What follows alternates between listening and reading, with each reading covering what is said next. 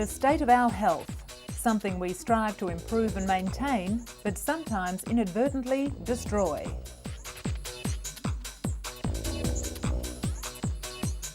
Universally, it's vitally important. The Germans have a universal word for it. Gesundheit. In this edition, doggy delicacies. Are they inhumane and unnecessary, or just what the doctor ordered?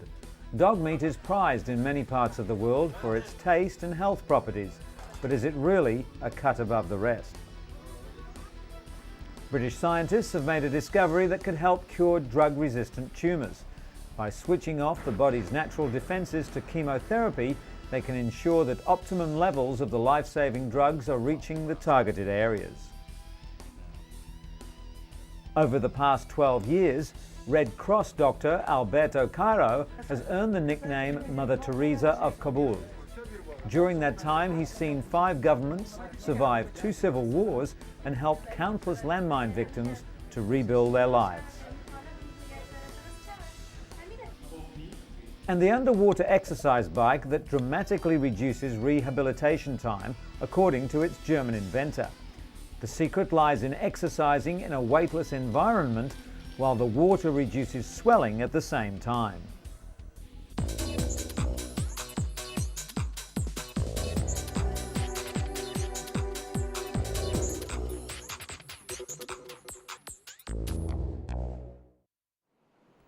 But first, Polly Henninger is one of over 6 million Americans who suffer from vertigo, an illness which literally turned her life upside down. At Johns Hopkins Medical Center in Baltimore, doctors diagnosed Henninger with Meniere's disease, a disorder caused by a buildup of fluid in the inner ear. Often during an attack, a patient's eyes will beat back and forth. These glasses help doctors detect that beating, known clinically as nystagmus. Polly then got an antibiotic injection in her inner ear to deaden the nerves. Almost 1 in 10 people over 65 suffer from vertigo or other balance-related problems, and tests like these help in the diagnosis. Doctors warn that sudden dizziness could also indicate low blood pressure, vision problems, stroke, and even brain tumours. It's therefore imperative to seek treatment as soon as the symptoms appear.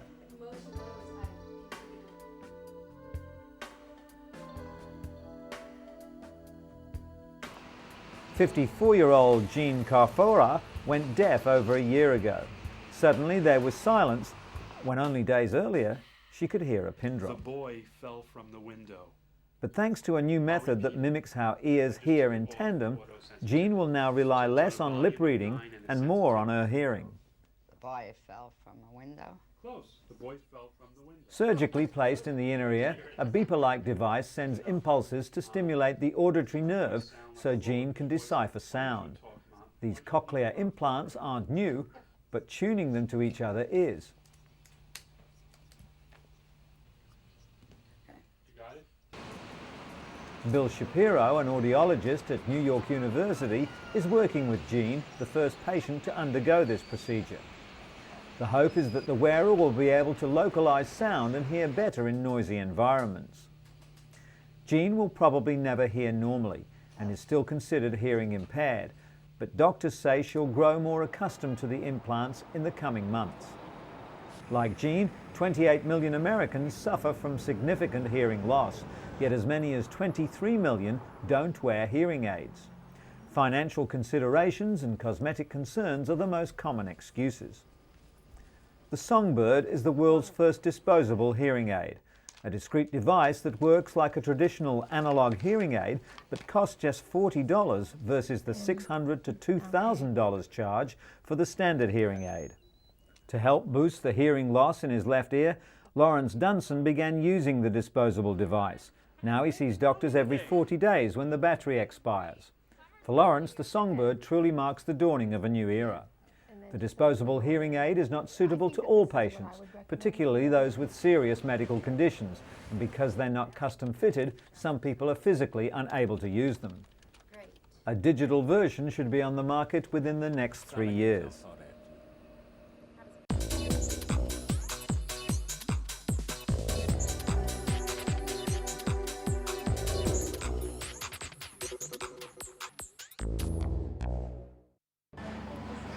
Ostrich is making its culinary debut in Chile, and the lean cuisine is becoming quite the rave at upscale eateries.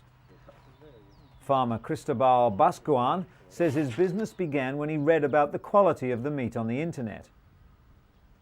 Ostrich steak is similar to beef in texture, taste and appearance, but it has 2/3 less fat than beef, less than half the fat of chicken, and fewer calories than beef, chicken or turkey. The birds are also prolific breeders. An ostrich produces 40 or even 50 chicks a year. But the price isn't cheap. The iron-enriched, healthy red meat costs twice as much as regular beefsteak. Welcome to the house of Mwamba family, 20 kilometers east of central Kinshasa. Donatien Mwamba runs a small restaurant in his compound. Every day around lunchtime, the household prepares for the arrival of the first customers. Donatien and his clients start out drinking Le Toco, a very strong local brew, while playing cards, listening to music and dancing. This looks like the beginning of a relaxing afternoon. At lunchtime, there's just one popular meal on the menu: dog. That's right, D-O-G. Dog meat is considered a delicacy in some regions of the Congo, especially by the Baluba tribespeople, who believe the hounds are healthy for you too. Animal rights activists would be outraged, but Donatien isn't concerned. Man's best friend is just a nutritious meal to him. After a few minutes of bargaining, Donatien buys the dog for 1,700 Congolese francs. After being skinned, the carcass is singed to get rid of stray hair. Then it's washed carefully with soapy water and cut into pieces. The meat is cooked in tomato sauce with a lot of chili pepper and served with pounded leaves and cassava paste. Dog meat lovers swear that it's good for you. According to the locals, when you eat dog meat, your level of blood rises and you remain in good health.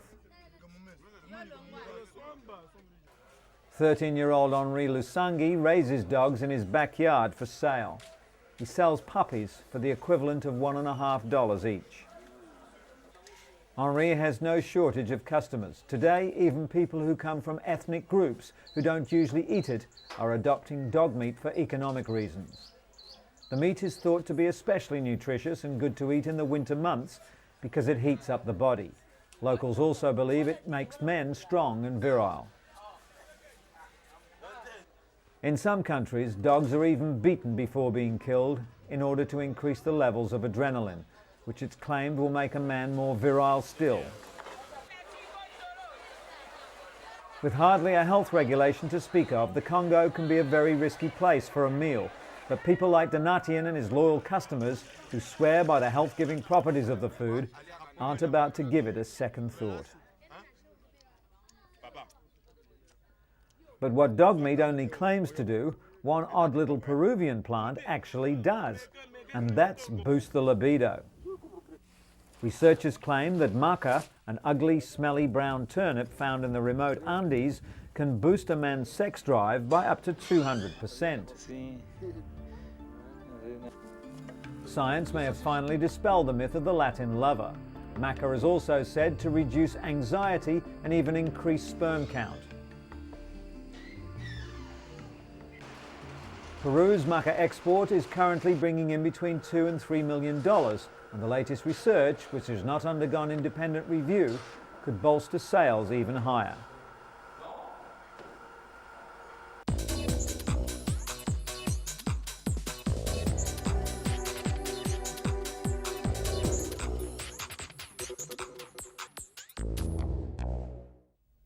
Researchers at Boston's Children's Hospital believe they've discovered a new kind of cancer. Pathologists Sarah Vargas and Christopher French found a chromosomal swap in the cells of the tumour that makes this cancer unique. Researchers say this chromosomal translocation makes the cancer cells extremely aggressive. The disease has been documented in only 6 patients around the world. It started out with a simple sore throat for 13-year-old Isabella Calder, but nothing helped. Aggressive chemotherapy and radiation failed, and Isabella died 5 months later. Researchers are well on the way to locating the genes on the chromosomes where the abnormality occurs. This could lead to treatments for this and possibly other cancers. The real challenge will be to figure out why these genes break apart in the first place and how to halt the process once it's begun. To Queensland, Australia, the Sunshine State. But it's not all fun in the sun. 1 in 17 Queenslanders develops melanoma, the highest skin cancer rate in the world. Some people are especially vulnerable because of their genetic makeup. According to Dr. Rick Sturm of the University of Queensland, the gene that determines red or ginger hair, when coupled with a known skin cancer gene, vastly increases the risk of melanoma, and a cancer develops at a younger age. Hair colour isn't the whole story. Genetics can play tricks. People can carry the red hair gene and not have red hair. Childhood testing would give an early warning of a person's genetic predisposition to melanoma, but it can't determine how people will behave. Whether we have the gene or not, doctors advise that it's how well we protect ourselves in the sun that determines whether we face much risk or not. After discovering several growths on his skin, Jim Latrude began using a cream normally prescribed for external warts. Known as Aldara, it's been found to be effective in clearing up skin cancer. The cream works by boosting production of certain naturally occurring proteins which help healing. Jim has had patches of non-melanoma cancer for 8 years. He used to have them surgically removed, but now prefers the cream. Unlike surgery, the cream treatment retains the skin's pigment, so the treated area is protected from the sun. Clinical trials have shown Aldara to be 90% effective at treating non-melanoma skin cancer, and it's hoped it'll gain FDA approval in around 2 years' time. And scientists at the Imperial College in London claim they've made a discovery that could cure drug-resistant cancerous tumours and save thousands of lives. Most types of cancerous tumours respond to chemotherapy, but they can later develop resistance to drugs, which makes effective treatment difficult. A key protein has now been identified which actually fights against treatment. The P-glycoprotein stops the chemotherapy from doing its job, killing the cancerous tumours. This new discovery means that scientists can develop drugs to block the protein, allowing the chemotherapy to destroy the cancer. Doctors believe this discovery will help treat many types of cancer, such as breast, prostate and leukemia. According to the World Health Organization, cancer is a leading cause of death in most industrialized countries. Worldwide, 10 million people contract the disease every year, with lung, stomach, liver and breast cancers being the biggest killers.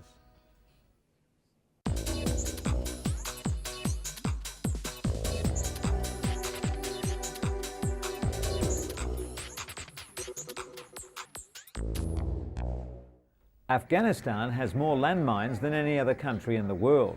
It's estimated that up to 8 million of the deadly weapons still lie in wait. The US campaign to rout out the Taliban inadvertently forced thousands of refugees to flee their villages, often straight into minefields. As a result, the number of injuries and deaths suddenly skyrocketed. A visit to an orthopedic centre in Kabul illustrates the human cost of 23 years of war in one of the world's poorest nations. In just the past 12 years in Afghanistan, Alberto Cairo has seen 5 governments survive 2 civil wars and helped countless people disabled by landmines and rockets to build their lives. Through the bloody warlord era after the Soviet withdrawal and the austere years of Taliban rule, the flamboyant Italian has worked as head of the International Committee of the Red Cross Orthopedic Project, earning the name Mother Teresa of Kabul. His centre treats around 300 invalids a day, 80% of them landmine victims, and often treatment, training and counselling to help them reintegrate into society. Cairo and his staff encourage their patients to learn to walk again with prostheses and go on with their lives, not to think that their lives are over, as so many do. Before the bombing, around 90 people a month were killed or maimed by landmines. The number now stands at over 550. Half the victims die before reaching what few medical facilities still exist, so in reality, these patients are the lucky ones. Since it began in Kabul in 1988, the International Committee of the Red Cross Orthopedic Project has also opened centres in Herat, Mazar-e-Sharif, Jalalabad, Gulbahar and Faizabad. The Kabul centre operated during the decade-long Soviet occupation, when most of the minefields were first laid out, and continued its work through the Taliban era, not least because of some of its patients were Taliban, although men had to be strictly segregated from women.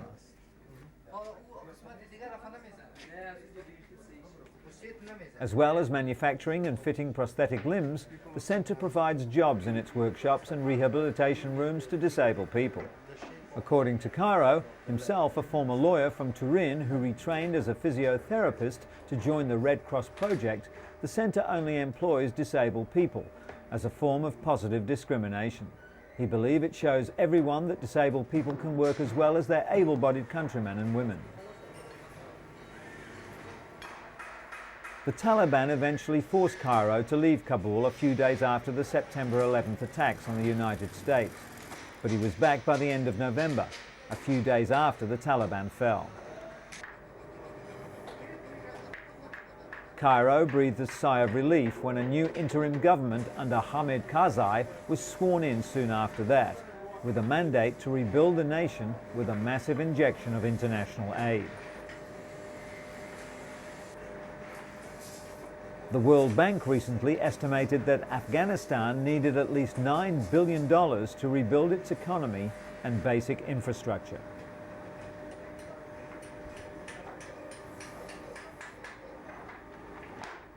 Following a year of terrorism, war and devastating natural disasters, the British Red Cross is aiming to raise more funds to be used immediately for disaster situations. Not all disasters receive international press, limiting the capacity for charities to raise money. Through their new Disaster Fund initiative, the British Red Cross hopes to be able to respond quickly to anyone in need around the globe. Recently, for example, an earthquake hit southern Peru, and 60,000 people were left homeless. It didn't get much news coverage, but it did devastate an entire community. Within 48 hours, 50,000 blankets were sent from the British Red Cross to the Peruvian Red Cross to support those affected. With over 130 years of experience, the British Red Cross plays an important role on the world stage and continues to work under two fundamental principles: neutrality and humanity.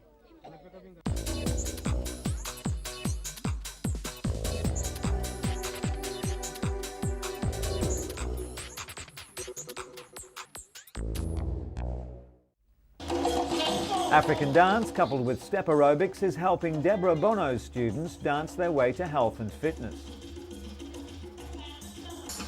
Her husband Gene provides the beat for the class.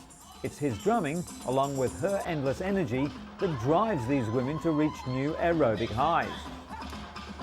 Bono started teaching the class about 5 years ago, when a client asked her to come up with something a little different. She used a dance background to design Afro-Caribbean step. Its popularity draws people from all cultures and nationalities. The couple have even produced 2 workout tapes to promote their exercise system around the world, in the hopes that it will be enjoyed by people in their living rooms and in the gyms.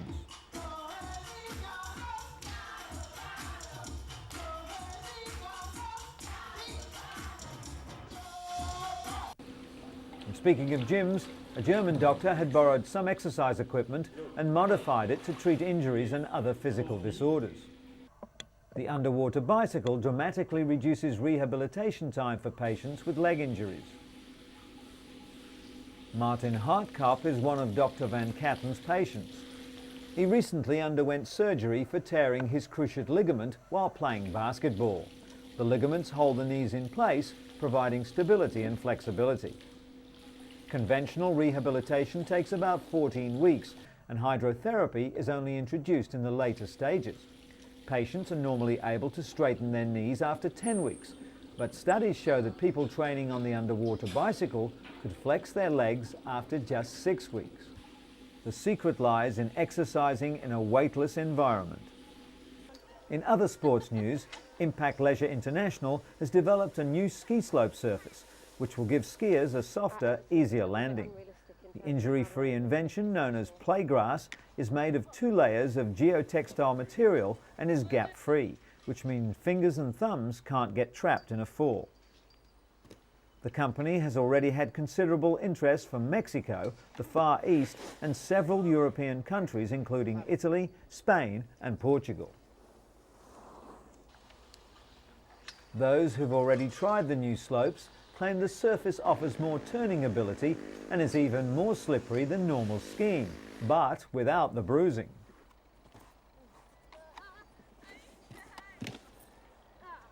Playgrass is an ideal surface for beginners who can be somewhat apprehensive about flying down a snow-capped peak, while seasoned skiers tend to be more adventurous on the man-made surface, as they're less likely to hurt themselves.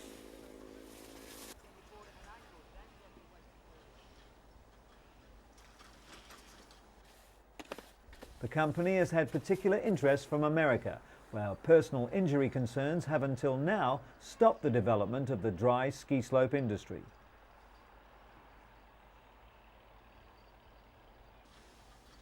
And finally, in sports medicine, the illegal use of performance-enhancing drugs has taken a dangerous turn, thanks to gene therapy. It seems that winning is in the genes after all.